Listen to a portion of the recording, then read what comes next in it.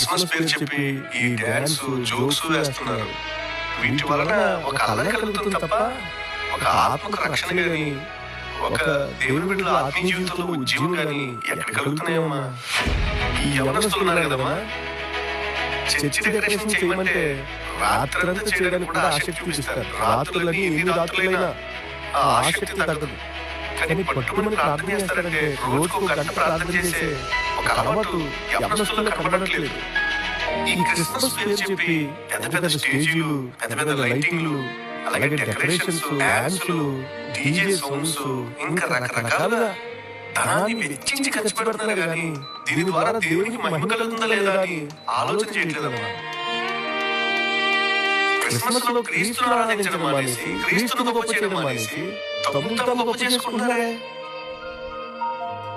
యేసయ్య కోరుకునేది ఈ హంగులు ఆర్భాటాలు కాదమ్మా.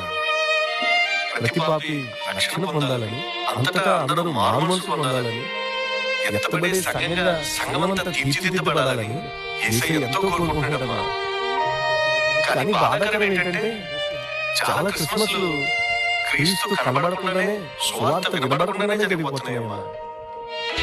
ప్రేమ పేరు చెప్పి పేరు కోసం గొప్ప గొప్ప వంటకాలు చేసి తిని చాలా ఆహారాలు వ్యర్థంగా పడేస్తున్నారు కానీ ఆకలి ఉన్న వారికి ఆహారం పెట్టే ప్రయత్నం